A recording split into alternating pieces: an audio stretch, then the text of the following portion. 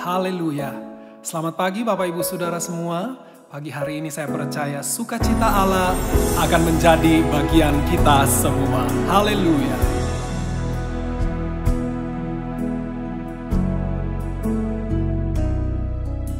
Sukacitaku penuh, ku bermazmur karena ku tahu ku telah ditebus oleh curahan darah-Mu. Ku menari bagi-Mu, ku memuji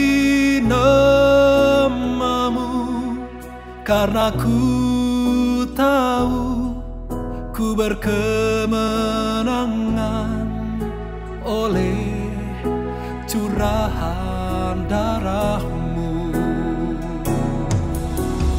Darah-Mu Yesus sucikan daku, darah-Mu Yesus bebaskanku.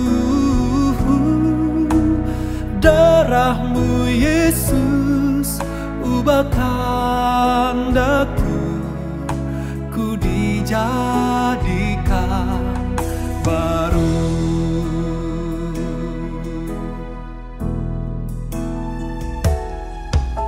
Sukacitaku penuh, ku bermazmur bagi-Mu, karena ku tahu ku telah ditebus oleh curahan darah-Mu.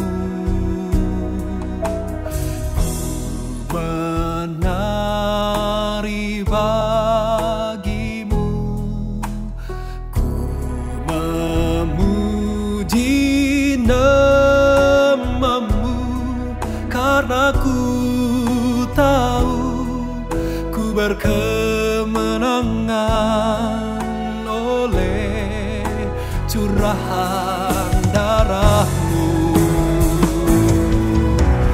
Darah-Mu Yesus sucikan aku, darah-Mu Yesus bebaskanku. Darah-Mu Yesus ubahkan daku, ku dijadikan baru.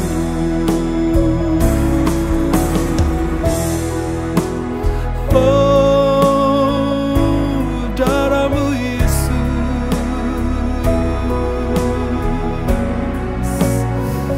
yang bebaskanku.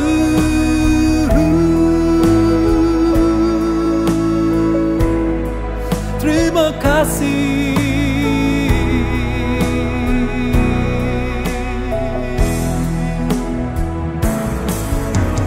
Darah-Mu Yesus sucikan daku, darah-Mu Yesus bebaskanku.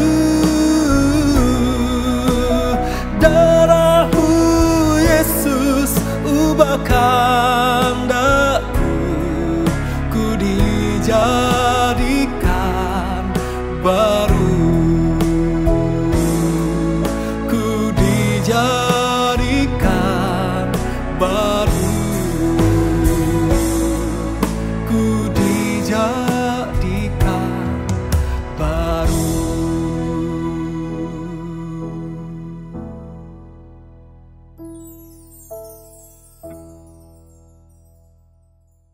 Haleluya, puji Tuhan, salam sejahtera dalam kasih Tuhan Yesus Kristus. Kembali kita akan merenungkan kebenaran firman Tuhan.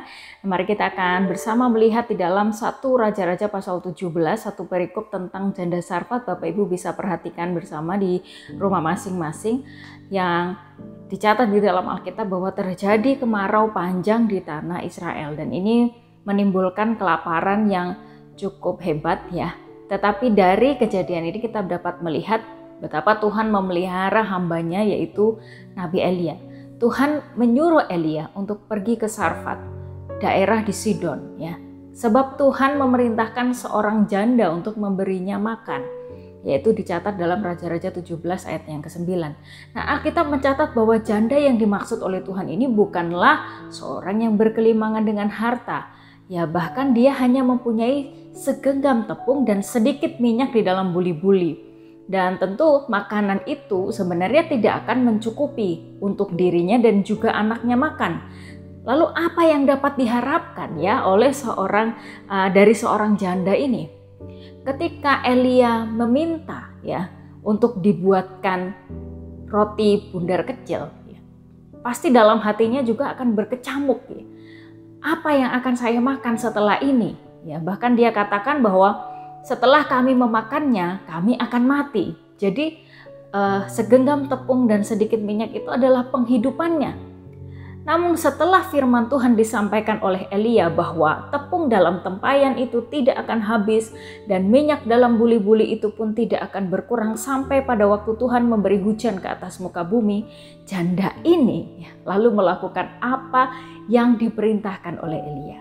Ia percaya kepada firman Tuhan meski kondisinya waktu itu sangat sulit. Ya, coba kalau kita apalagi ibu-ibu ya melihat bahan makanan yang seperti itu ya pasti kita akan menangis. Mungkin ada juga yang tidak akan rela memberikannya. Nah, Bapak Ibu Saudara yang dikasihi oleh Tuhan, memberi dalam keadaan berlimpah itu sangatlah mudah. Tetapi tidak demikian ketika kita ada dalam kondisi yang tidak baik-baik saja ya, ada dalam kondisi yang kekurangan. Namun belajar memberi sebenarnya bisa kita mulai bukan ketika kita sudah menjadi orang yang kaya, tetapi ketika kondisi kita ya belum dalam keadaan yang berlimpah.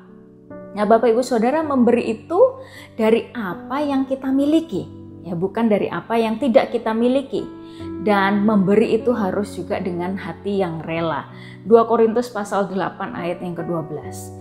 Nah, memberi itu juga Bapak Ibu Saudara harus sesuai dengan kondisi kita. Ya bukan disesuaikan dengan objek atau orang yang akan kita beri. Misalnya ya kalau kita mampu memberikan sekarung beras ya, lalu kita berpikir, oh dia kan biasanya cuma punya 2 kilo beras atau sekilo beras, udah saya kasih aja segitu aja, sekilo beras aja. Ya tidak demikian ya, karena kita mampunya itu sekarung beras, dan ya berikanlah itu untuknya ya. Dan memberi itu juga adalah pemberian yang baik ya. Kita memberikan pemberian yang baik. Misalnya kalau ada musibah ya, bencana alam misalnya kan ada banyak orang yang menyumbangkan pakaian yang layak pakai ya Saudara. Nah, berikanlah juga pemberian yang baik ya, bukan pakaian yang sudah tidak layak pakai ya, yang sudah robek-robek, yang sudah kena noda, yang sudah melar-melar. Jangan Saudara, berikanlah sesuatu yang baik. Dan memberi itu harus terus dilatih ya Saudara. Kalau tidak dilatih pasti akan sangat berat, apalagi kalau sudah memiliki banyak ya, pasti akan eman ya, bahasa Jawanya eman untuk memberikan kepada orang lain.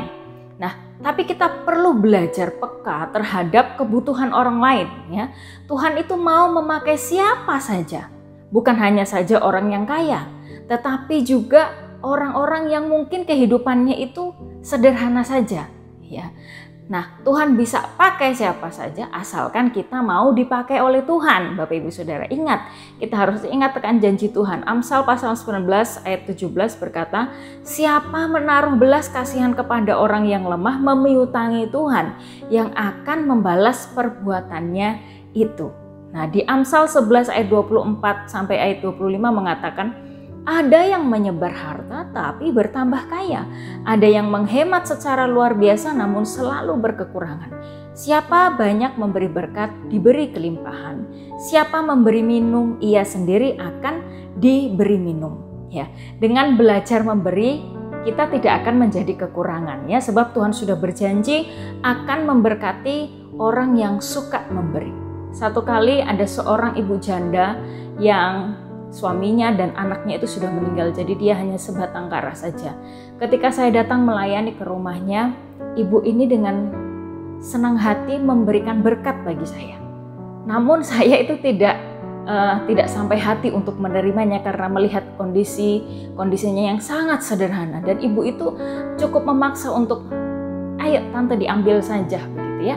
Lalu saya berpikir, kenapa saya harus menghalangi orang yang mau berkorban, mau memberkati hamba Tuhan. Lalu saya terima itu dan saya doakan, dan saya percaya Tuhan memberkati ibu tersebut ya, yang sudah rela berkorban buat seorang hamba Tuhan. Nah, Bapak Ibu Saudara yang dikasihi oleh Tuhan, jangan takut memberi, bahkan dalam keadaan yang pas-pasan. Ya, mungkin kita berpikir, loh bagaimana mau memberi, saya aja kekurangan begitu ya. Tetapi kita ingat janda Sarfat, meskipun dia hanya punya segenggam tepung dan sedikit minyak saja, Tuhan pelihara kehidupannya ya sampai masa kelaparan itu selesai, dan seterusnya pun dia tetap dipelihara oleh Tuhan. Bapak Ibu Saudara, segala sesuatu kita sudah terima dari Tuhan, dan Tuhan inginkan supaya ada keseimbangan ya antara orang yang berkelebihan dan orang juga yang kekurangan. Tetapi Tuhan juga mau kita punya sifat dari Allah itu, yaitu Allah itu suka memberi, dan memberi itu harus belajar, memberi itu harus terus dilatih. Mari kita belajar memberi dari apa yang kita punya tentunya, dan juga dengan rela hati. Percayalah bahwa janji Tuhan itu tidak akan diingkari buat orang-orang yang mau melakukan firman Tuhan. Puji nama Tuhan, biarlah ini jadi perenungan kita bersama, biarlah kita mau menjadi tangannya Yesus, berguna untuk orang lain, dapat memberkati orang lain. Tuhan Yesus memberkati kita semua. Puji nama Tuhan, mari kita datang bersatu di dalam doa. Bapa di dalam sorga, kami mengucap syukur. Tuhan Yesus, kami berterima kasih untuk firman-Mu. Tuhan, tolong kami untuk kami dapat hidup di dalam firman-Mu, supaya nama Tuhan dipermuliakan di dalam kehidupan kami. Terpujilah nama-Mu, kami berterima kasih dan mengucap syukur. Dalam nama Tuhan Yesus Kristus kami berdoa. Haleluya, amin. Puji Tuhan, Tuhan Yesus memberkati. Darah-Mu Yesus sucikan daku, darah-Mu Yesus bebaskan